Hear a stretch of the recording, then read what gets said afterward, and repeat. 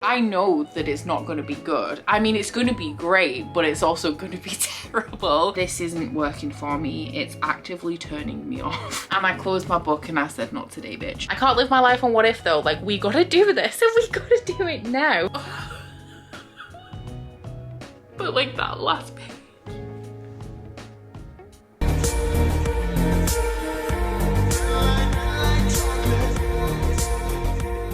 Hello and welcome to week 2 of Magical Readathon, which also coincides with a week-long round of the final book support group. I'm not going to be telling you guys what Magical Readathon is. You can check out my TBR. Tons of people are doing it right now. It's like the biggest, the hottest readathon on BookTube, in my opinion. It's my favorite readathon, and I'm looking forward to hopefully a successful week 2 following my success in week 1. I'm determined to make August my best reading month of the year by miles, and so far I think I'm doing a pretty good job. The final book support group, on the other hand, I haven't mentioned in a while, so I'll let you know what it is. It is a readathon that is created by Steph from Steph Loves. It varies in length. There are multiple rounds throughout the year. If you're familiar with Tome Topple, it's very similar, except the point of the final book support group is to read ideally final books in series. If not, then sequels, and then you can, if you have to, if you're running low on sequels, you can start series as well, but the focus is to finish and continue on with series as opposed to start them, because I already have started enough series. I don't need any help with that.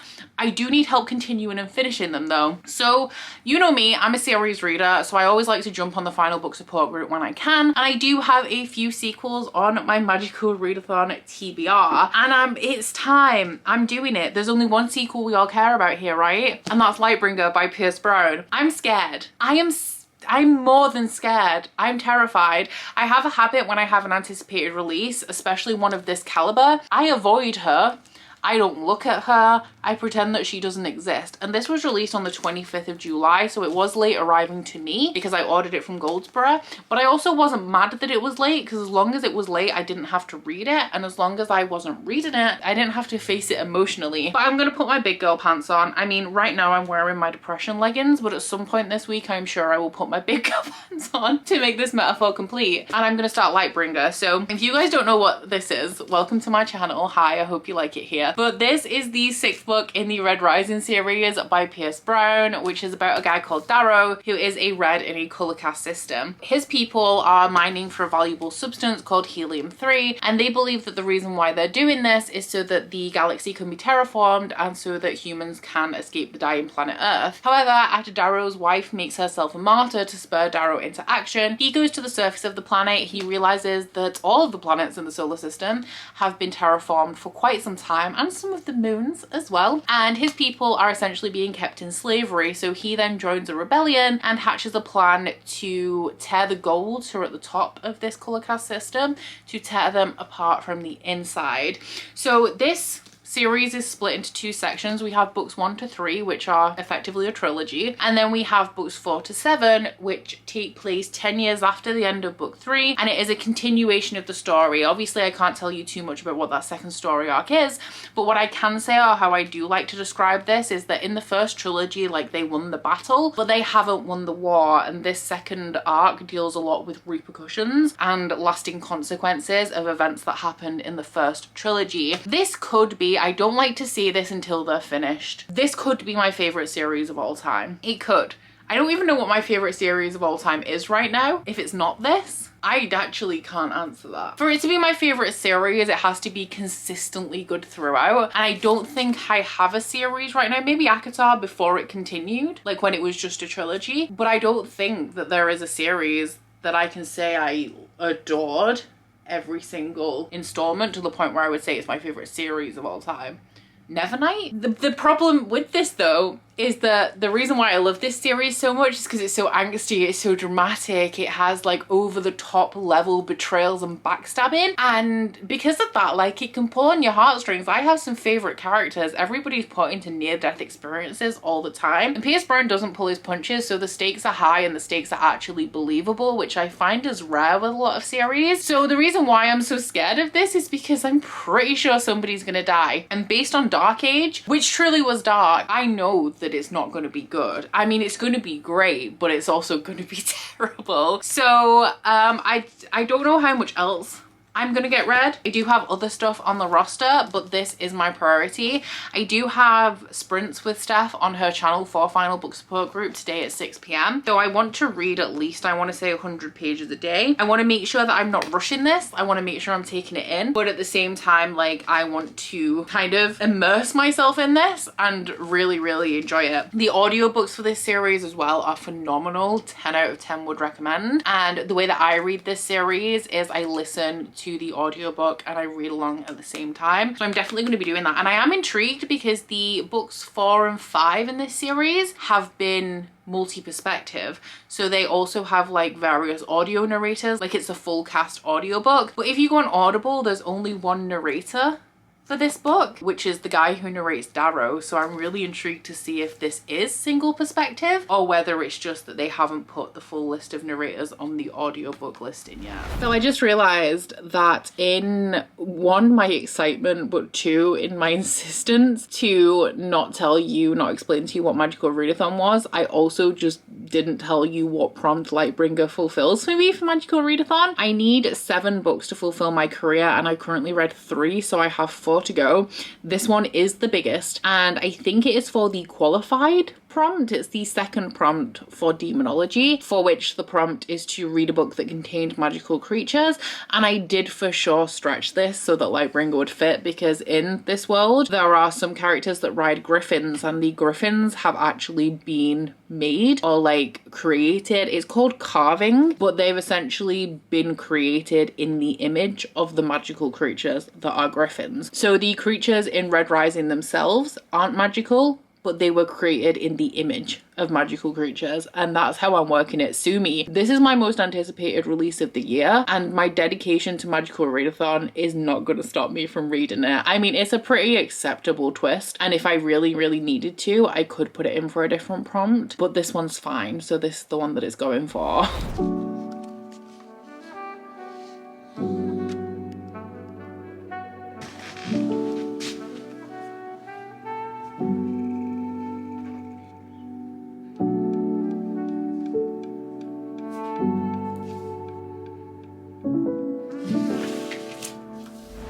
Good morning. I'm prepping to film my July unboxing, which I can't lie is super intimidating. I don't know what it is that's making this stack quite so large this month, and I've just knocked everything over. But I got a lot of things to open. I have a couple of things from publishers and authors in here, which is potentially why, but I mean, I don't feel like it's enough to make this as large as it really is. But I did make it to page, I think, 102 in Lightbringer last night, and I'm really enjoying it. There's already been a moment that I really liked, and I'm cherishing it because I know they're going to be few and far between in this book. But I'm really, really upset about the audiobook because, like it said on Audible, it is just Tim Gerard Reynolds narrating it, which I love his narration. I would listen to any audiobook that he narrates after having such a good time with Red Rising. But also, like, I thought this book is exactly as multi-perspective as you would expect it to be, having read the other books in the series. I started it and I kind of realized that, like, actually no, this is going to be multi-perspective, but it was a male perspective, was the first one outside of Darrow that we got to. So I was like, well, maybe if it's just 2 male perspectives in this book, then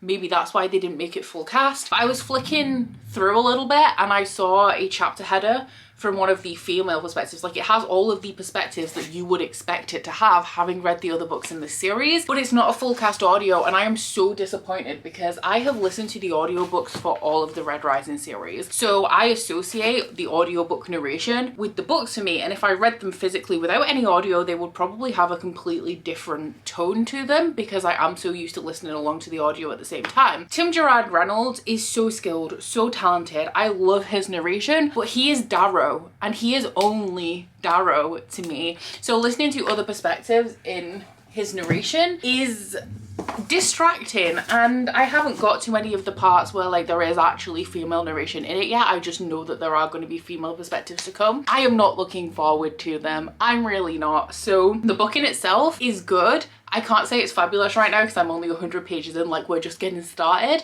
But yeah, I'm having a good time with the book, but I'm so upset about the audio because I have such high praise for the audiobooks in this series as well as the actual books, that the fact that like they've just not done a full cast audio is actually probably going to impact my enjoyment of this book, at least to some degree, because I know that there has been better audio production for this series, and having so many good audiobooks of this series to just not bother to do a full cast production, I'm not happy about it. I'm really not happy about it, especially with this being one of my favorite series of all time and one of my actual anticipated release of the year.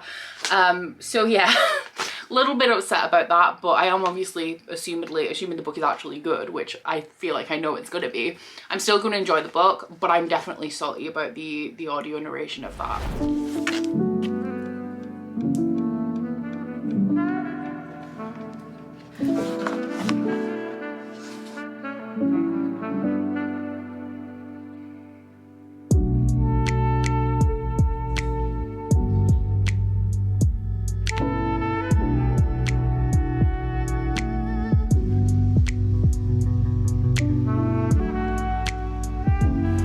It's just gone 9 AM and I am going to finish editing the unboxing that I filmed yesterday that is going up tomorrow.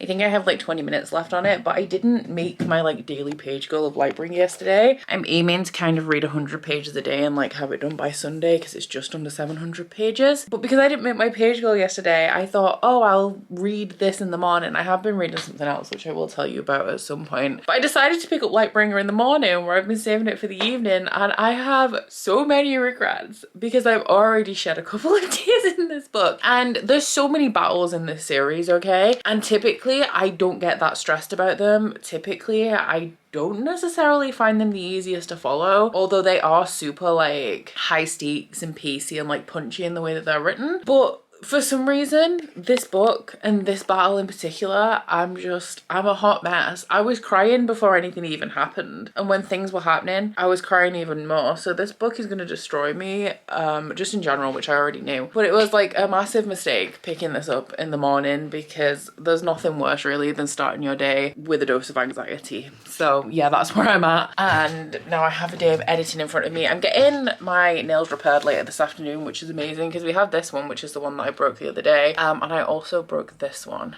I don't know if you can see there's a line through it. It's held together with super glue right now, but I think the next time I get my nails done we're gonna have quite a bit of length filed off them. I know that this happens. This is why I typically have a coffin tip on my nails, and also why I have them filed a little bit shorter than they are, because every so often I'll feel bold and brave and I'll say, oh, we'll go for longer nails, we'll have a stiletto tip on them, and then they all break and it's painful.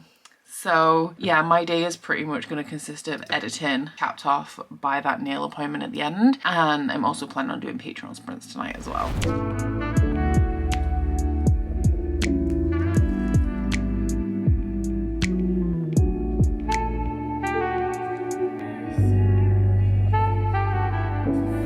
Good morning. I did not get the most sleep last night. I was up way too late. And what happens when I don't sleep enough is one, anxiety, which I am feeling a little bit today.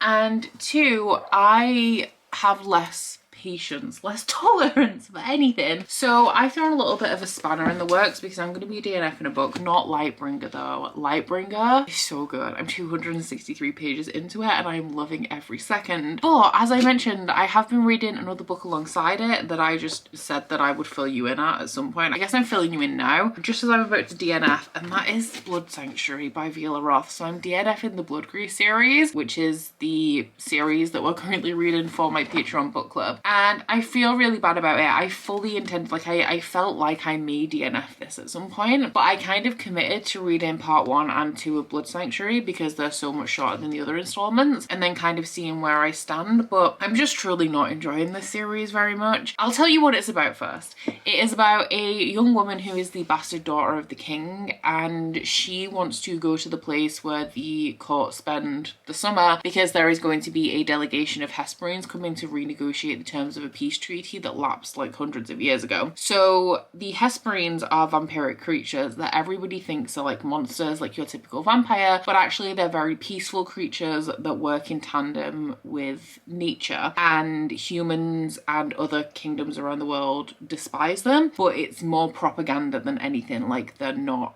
hurtful or like harmful creatures in any way.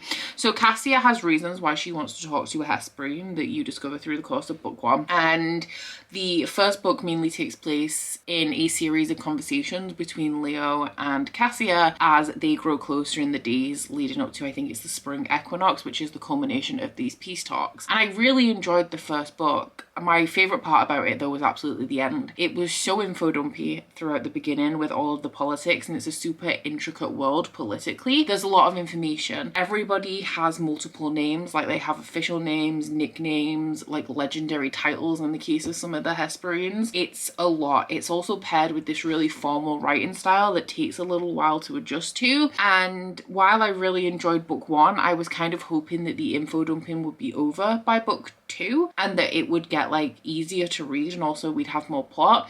But it actually got so much more politically dense with so many more characters, with so many more names, that now where I'm 218 pages into book three, I may as well be reading this book in a completely different language because I have no idea what's going on or who anyone is or why they're important or why I should care about them. The level of detail in this series rivals Tolkien, and book two had no climax. Like, it built up to absolutely nothing. The relationship in here is so unproblematic that at the point where I'm at, the main character has some insecurities. She's worrying about some stuff, which makes sense in terms of her character, and I'm not kind of criticizing her for that because it makes sense why you would feel a certain way. But because this series and this relationship is so low stakes, it's irritating me that I have to listen to her complain about things that are such a non-issue, because there's not even a 0.5% chance that any of these things that she's insecure about are actually going to be a problem or are actually going... There's not even miscommunication in this series because all these characters do is talk, and every problem is resolved straight away. And in terms of the plot, like, the second book was like 700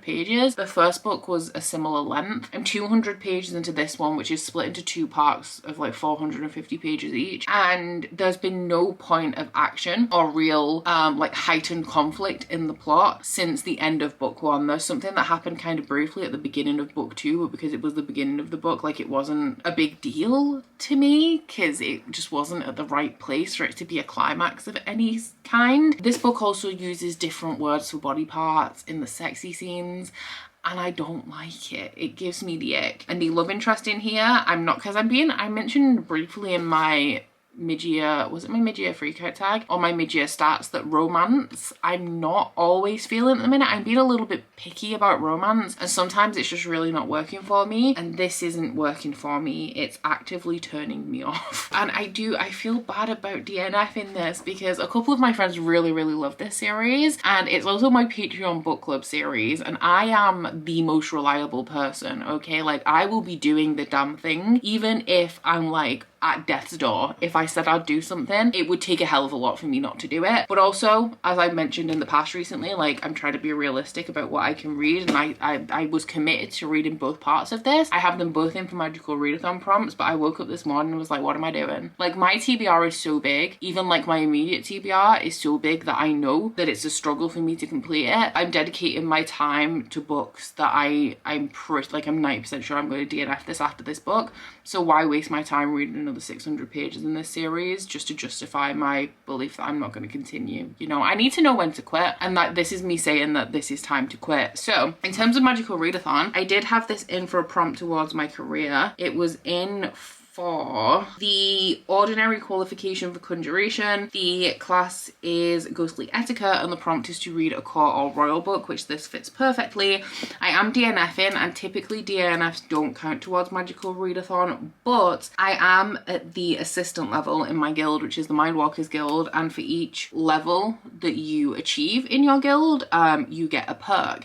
And my current perk for being an assistant is that I'm allowed to count genuine DNFs towards towards the prompts, like I can actually use a DNF to fulfill the prompt. So that one is done, but I did have Blood Sanctuary Part 2 in for a different magical readathon prompt. I had this in for the demonology extracurricular activity, which is to summon an impling, and it's gonna be hard to replace this book because this book hit all 5 of these prompts, and I want to summon this impling using only one book.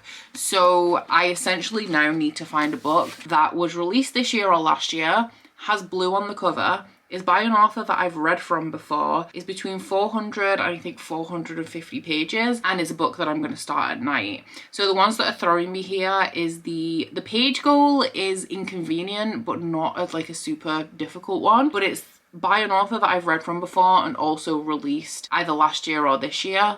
Blue on the cover is another one that's like pretty easy to hit. It obviously doesn't apply for every book, but it applies to a lot of them because it only has to have a small amount of blue on. So I'm gonna go get some breakfast and I'm gonna go see if I can hunt down a replacement book, because I don't want to just read Lightbringer. I do want to read something else alongside so that I'm pacing myself with Lightbringer, because I really want to like enjoy it and not rush it. And also because it's final book support group, maybe we could find a sequel. Ideally, that would be the dream. So I'll go get some food and we'll see what we can find. So I am pretty much committed to reading the first book that I can find that actually fulfills all of these prompts. So we're going to check out Gleanings by Neil Shusterman, which was an advanced copy that was sent to me last year, I think, when this was released. But my reading was just not on point last year. So it was released in 2022. I have read Neil Shusterman before. I've read this entire series apart from this. The page count is 427 pages. I think we've done it. I can't believe we've done it. It also has blue on the cover, and the last prompt is to start at night. It's not technically a book in a series, like I've completed the Arc of a Scythe series, but it is a set of short stories that is set in the Arc of a Scythe world. So I feel like it also counts for final book support group. I did not think that this was going to hit the page count. I can't lie. I thought this was going to be under 400 pages, but it seems that we need not look any further because I found a book that fits. So if you guys are unfamiliar with the Arc of a Scythe series, it's one of my favorite series of all time. I love it so much. It's a YA utopian series where humanity have conquered pretty much anything that kills us. So there's no disease, you can't even die from like an accident, like being hit from a car or anything like that. And the only problem that humanity still has to conquer is overpopulation, and that is where the scythes come in. So there is an organization of scythes who are tasked with keeping the population down, so they decide who dies for realsies. All of the scythes have very different, very interesting ways of deciding who it is that they're gonna kill. Like some people do it very randomly, some people have a system, and the Arc of a Scythe series is following 2 apprentice scythes that end up apprenticed to the same guy, and they end up following very different paths as they work out how exactly it is that they're going to become scythes. And then there's also a larger plot of like corruption in the scythedom. Now I loved that series, but the last book was published in like 2018 or 19, and this was released in 2022. It is a collection of short stories within the world. Based on this cover, I feel like we have a variety of timelines going on here, some that are maybe set before the series, some potentially during, and I feel like we're going to get at least one that's set afterwards. I also believe that this is, I don't know if that's right actually, I thought that this was co-authored and it wasn't just Neil Shusterman. No, it seems to just be him. But yeah, I don't know how much I'm gonna enjoy this, because my favorite thing about the Scythe world was always the world itself and the possibilities within the world, and things that really interested me included like the way each scythe decided to do their job, and everything's ruled by this AI called the Thunderhead, which was super cool. So I always thought that there was room for so many more stories within the Scythe world, and this is pretty much my wishes granted. So even though I'm not usually a short story person, I am really excited to get into this. My only real worry is that because it's been so long since I finished the Scythe series, I won't enjoy this as much as I potentially would if it had been published in like 2020 or something, you know.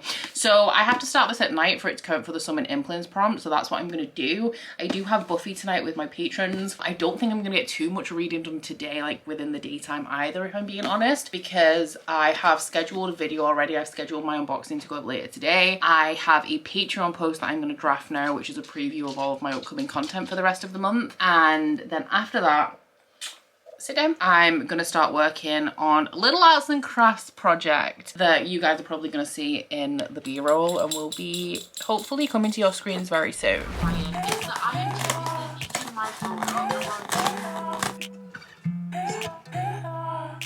I do that? You drank too much. You said I only want you, only want you.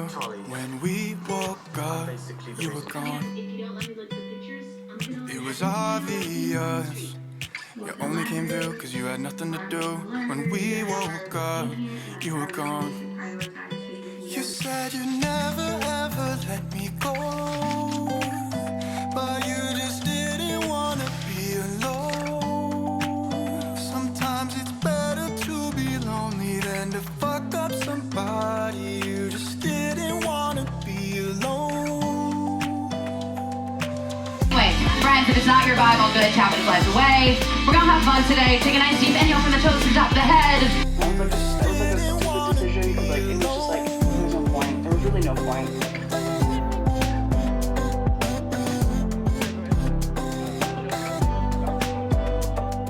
I called you up cause I had nothing to do. I was a little confused when you picked up and said hello.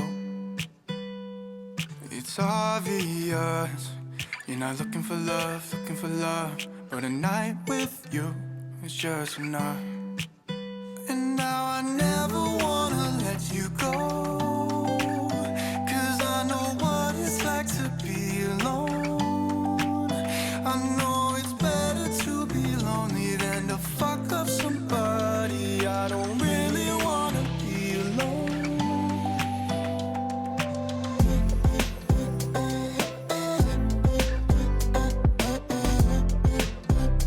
You just didn't wanna be alone.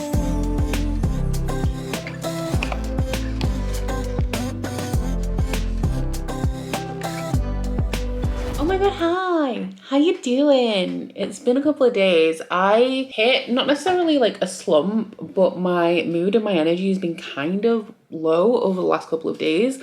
So I haven't really been reading, and it's not because of the book. Like, I'm really enjoying the book when I pick it up, but you know when you just can't pick up the book, like you just don't want to pick up the book? That's kind of the place where I've been. So I have read a fair bit since I spoke to you guys, because I have been dipping in and out of it for the past like 3-4 days. Essentially since Thursday is where I've not been reading the most. So I'm on page 436 and it's so good and I'm loving it so much. And I'm scared. I'm really, really scared for the ending, which might be contributing to my reluctance to pick it up slightly because I know I'm going to be hella sad very soon. I have also started Gleanings and I haven't read very much of this. I read the first 2 stories, which was a grand total of 34 pages, but I haven't really been in a reading mood, and when I have, I've been picking up Lightbringer. But this is enjoyable so far. Something that I really love about this series that I kind of forgot about is how fast it reads, so I'm looking forward to getting back into this. But today I'm doing some tidying because I just feel like it really needs to be done. Like, I feel like it's been a while since I've done like a proper clean, and I do need to go to my dad's a little bit this afternoon. I would rather gone in the morning, but he has been away for the weekend and they're only getting back this afternoon, but I need to pop round for a little while. So I'm not going to get the most done, but I'm kind of like in this mood where I'm torn between wanting to like pick a room in the house and gut it and clean it and wanting to get some reading done. So I think my plan is going to be to spend the next few hours cleaning something, tidying something. I'm also torn between like cleaning and organizational stuff, which, as I'm sure you guys know, is kind of different. I'm torn between going through some stuff, deciding what I want, like de-stashing some stuff, and like ripping things apart and cleaning. So we'll see which one I end up going with, but I'm planning on doing that first. Going to my dad's, hopefully not for too long, maybe just an hour ish, coming home, making dinner and reading. But all right, you know I've been in a Sims 2 hole. I'm still in that place. It has been a couple of days though. But I was saying to Beth the other day that I really have been thinking about MMOs again recently, because I'm not currently playing one right now, although I obviously have campaigns and a whole bunch of different ones that I dip in and out of every however many months. And I was thinking about Final Fantasy 14 a lot last week, and I said to Beth that I wanted to play it, but I didn't want to pay for it because it's like World of Warcraft where you have like a subscription to it. And then I got an email saying that there's up to 14 days free play until the 31st of August for inactive accounts. And I'm like, well, damn, I really needed something else to procrastinate with.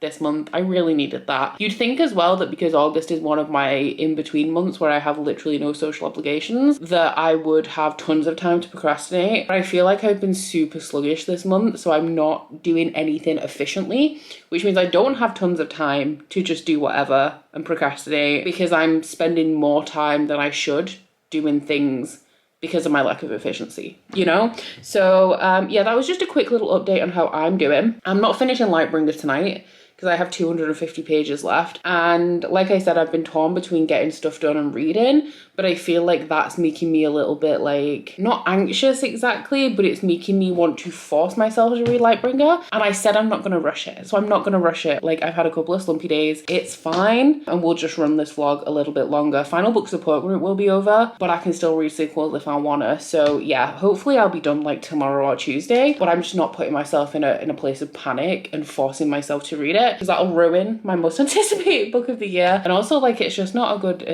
mindset to have. And it's one that I feel is very common when you read for content or you create content from what you read. But I feel like over the last couple of years, I've been very much trying to shift from reading for content to making content about reading. So instead of forcing myself to read things or read a certain amount for the sake of content, just documenting and making content about what I'm actually reading. And I mean, so far so good, but it's easy to fall into these like ridiculous panicky mindsets over something that realistically doesn't matter. If I finish this book today, that would be great, but if not, realistically, it doesn't matter. So I'm gonna try and be chill about it. But yeah, that was a babble. I don't really have an update. My update was just to say, like, there hasn't really been an update for a couple of days. Hopefully, I didn't feel great when I woke up this morning, but hopefully we're going to turn today around and it's going to be a good one. Every lonely night, you're my lullaby. Scared that this will turn into love. Somehow I never wanna let you go, 'cause I know what it's like to be alone. I know it's better to be lonely than to fuck up somebody. I don't really wanna be alone.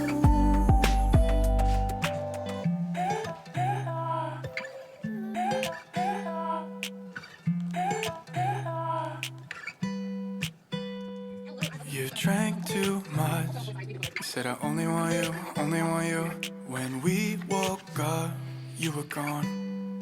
Controlled by the red knob at the center of the bike. You turn to the right, it gets tight, like this room. To the left, a little bit easier. So, your girl has had a real good reading day today. I've actually read exactly 100 pages of Gleanings throughout the day. And this evening, I listened to some of this morning, and this evening I settled back in again to get through a big chunk of Lightbringer because the football is currently on. Curtis is watching that, and then after football he wants to go to Asda and do, like, you know, a quiet shop at like past 10 p.m. when everything's real quiet, real chill, which, to be honest, I do enjoy that as well. So we are going to be going out soon.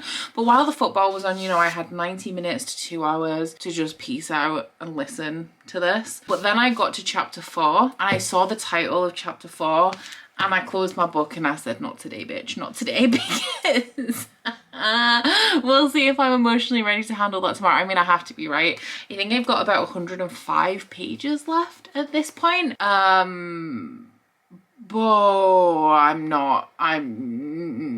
it's not even stuff that's happened in the book. Like, literally I started crying when I saw that title of the section, because I just have like a feeling of dread going into this. I think it's going to be the final section of the book. If not, we're pretty damn close, because like I said, we only have 110 pages left. But I did just want to touch on while I was here that I was very salty. I was very upset about the audiobook at the beginning of this vlog, and I was also, I remember, very worried about the female perspectives coming up and how they would be handled, because I'm used to a full cast audio with the Red Rising series, and I needn't have worried because Tim Gerard Reynolds is such a good narrator. He is truly so talented and I love him as a narrator, and I actually think that he handles the female perspectives really well, even potentially better than differentiating between Darrow and the other male perspective that we have in here. So I needn't have worried about any of that. It is still a little bit annoying because obviously a full cast narration is like the top, like that is the peak. If I see a full cast narration, I am listening to the damn audiobook. You know, I don't listen to audio frequently, but he's doing the damn thing, you know, like I'm not missing out by it not being full cast. And then the only other thing I really have to say about this, it's so hard as well because this is book 6 in a series and it's like the 3rd book of a 2nd story arc that I can't even tell you about because that spoils the first 3 books. But I am loving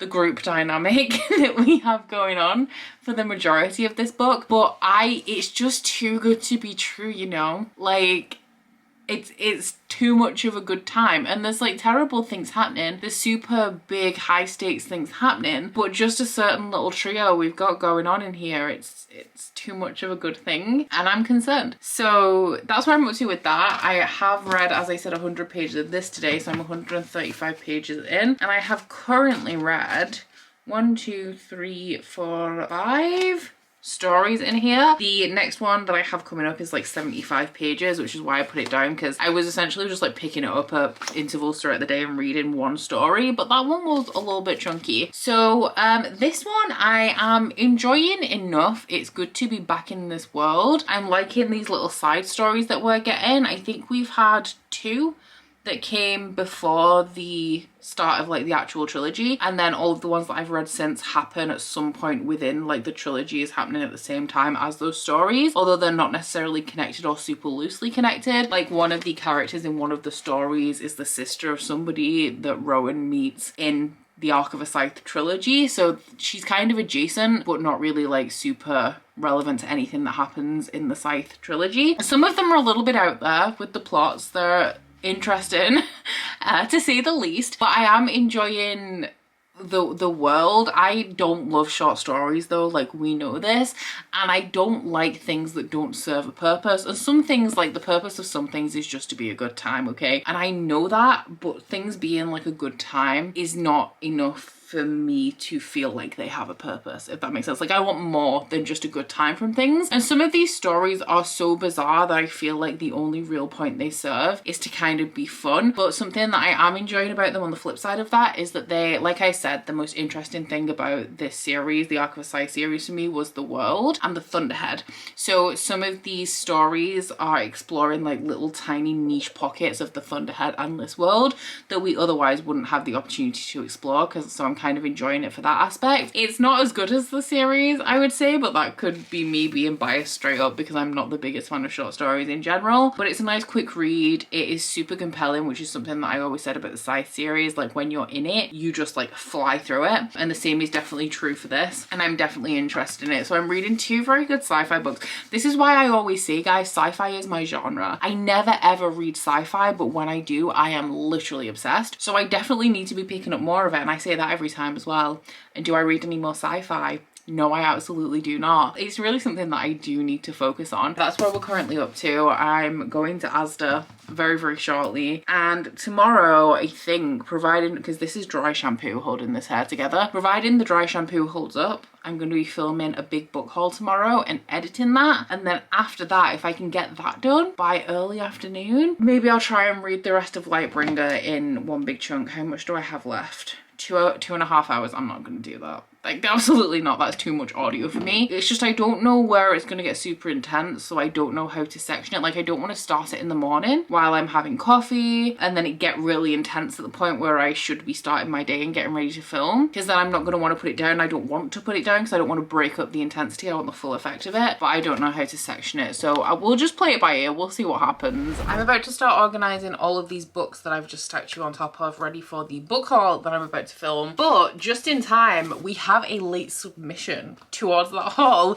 which I'm going to open for you guys. I only really pre-order books from Waterstones. I don't really order much from Waterstones. So when these arrive, I have no idea what's inside them. But if I were to guess, I think that this could be the Waterstones edition of Masters of Death by Olivia Blake, which coincidentally or not, because this book has just been released, is, I think, going to be the next book that I pick up after this vlog has concluded. And she is indeed Masters of Death. So Fairyloot were coming out with some real nice editions of Olivia Blake books, but you know what? I'm pretty happy with the Waterstones ones. I did want the Fairyloot edition of One for My Enemy, but I think I was in Colorado when it went on sale, so I definitely missed the sale for that. But these ones, oh, I didn't know. Did I know? I don't know if I knew that we had illustrated end pages in here. The most beautiful thing, or the thing that stands out the most, is always the sprayed edges for me. Yeah, and we have different ones on the back as well. So this one is the one with the funky synopsis that I'm really excited to get into. I'm really excited about all of Olivia Blake's books. I mean, you wouldn't think it because I never fucking read them. But this is the one that is about a vampire who is an estate agent, and the house that she's trying to sell is haunted by a ghost that has been murdered. So she enlists the help of the godson of death, who is a medium, to help her get rid of this ghost. But the godson of death is actually a fraud and isn't a real medium. So I'm hyped for this one. How long is it? Because I am going to be picking it up next. 403 pages. For some reason, I think it's just because of how like kooky the synopsis sounds, I'm expecting it to read quite quick. Obviously doesn't mean that it actually will, but I do have 2 arcs that I'm hoping to get through in the next vlog, and I think that this one is the quickest of the 2, which is why I'm going to be going for this one. So I'm gonna organize all of these books. I'm gonna take a thumbnail and then organize all of these books into where I got them from to film this haul. Oh my god, I don't even think this is all of the books. This last section of hauled books has been very, very unorganized. So yeah, there's definitely things going to be missing, but we're gonna do our best. So it's 4 p.m. I have edited my book haul. I have exported my book haul and it is now currently uploading. Curtis went out about an hour ago for a really long walk with Brie and his friend, and they are not due back, I would say, for probably about another hour. I think it'll take them 2 hours to do the round trip, like where they're going. So I am settling down to tackle the end of Lightbringer.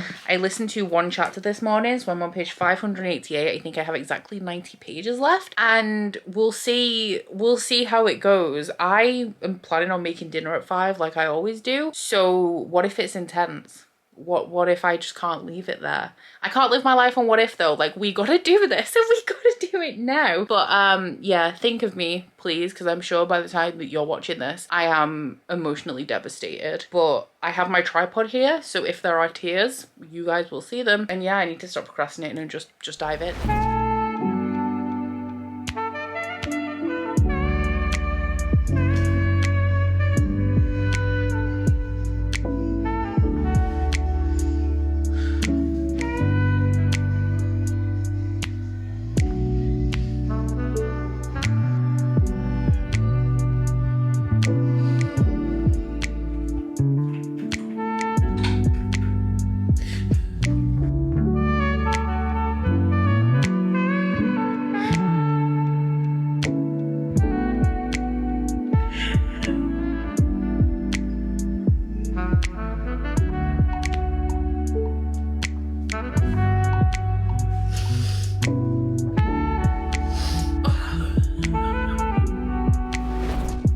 Damn. Oh my god.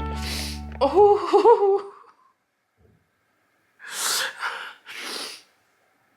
I really did think for the longest time that it wasn't gonna get me. But like that last page. Oh my god. So the lighting isn't great, but that's fine because neither is my eye makeup at this point. But I've had a moment to gather half a thought and also my dust jacket, so I can talk about this book and wrap up this vlog. Oh my god, 5 stars. It hurts so much and I love it. This is my favorite book of the year so far. It has overtaken Dark Age, which was so good, but Dark Age was dark. And seeing, like, reading this, I realize now how dark Dark Age was, because this had so many great moments in it, so many moments that I loved, and that actually put me on edge because I know this series, I know that nothing ever goes that well as things were going in here, but this one is maybe my favorite book in the series so far. It has maybe overtaken Golden Sun, and I feel like that is because a lot of the tone of this book reminded me a lot of like Golden Sun and Morning Star. It intentionally referenced some stuff that happened earlier in the series and also kind of paralleled some stuff that happened earlier in the series, but also just with Dark Age being so dark and Iron Gold setting this second story arc up to fall to the place where Dark Age is, I feel like this truly felt like the earlier books in the series, like the original core trilogy, and it reminded me of the light points and the high points in this series that I hadn't actually noticed was missing, because it was 2021 when I read the original trilogy, and I intentionally saved the second story arc until I knew this book was being released. I am both excited and also terrified for Red God, which is going to be the final book, which is hopefully going to be released next year. I don't know how thick it's going to be, because there are so many elements. Like, there was a big thing that happened in Dark Age that wasn't in this book at all. And I'm really interested to see how that is going to come back to the forefront for the last book, and like what role that's going to play in like the culmination of this series. And the place where this series is going is actually quite scary in a lot of ways. But I just really love the way that P.S. Brown like builds this series up, like builds the plot up. And I love that you can't trust anybody. It is the downfall of my emotions, because I should know at this point that you can't trust anybody. But I love that that continues, and that P.S. Brown doesn't take the easy way out in anything. Like, he does the hard thing and the thing that will hurt. Yeah, if you haven't read Red Rising, I would definitely recommend it. I would also recommend, actually, if you don't love Red Rising, to read Golden Sun. And then if you don't love Golden Sun, then quit. Because when people tell me they love Red Rising but they haven't continued in the series, I'm not celebrating yet. Because a lot of people I know love Red Rising and don't like any of the other books in the series, or like me, they were kind of ambivalent through most of Red Rising and then ended up like the biggest fan of this series. So don't give up hope if you've only read Red Rising and you weren't the biggest fan, because this series is going to be my favorite series of all time. I've wanted a Red Rising tattoo for a while, and I've been thinking about it, but I didn't want to commit to it until the series was over, because you never know what's going to happen. Like, you never know what P.S. Brown's gonna do, or any author when it comes to tattoos for unfinished series. But I have some ideas, and it's gonna happen. Probably not anytime soon, because I need to find an artist. And when I get Bookish tattoos, it has to be for me an artist that's read the books, so that they really understand what they're creating, and also can add like little bits that they know would fit with what I'm going for, if you know what I mean. But that is besides the point. I adored this. I am scared for the next book, and hopefully this isn't going to put me in a slump, because that's what we really don't want. But I am going to take at least the night and not read anything else to allow myself to recover a little bit, because I was doing okay for most of the bad thing. I was doing all right, and it was that last like 1 to 2 pages that just like fucked me up real good.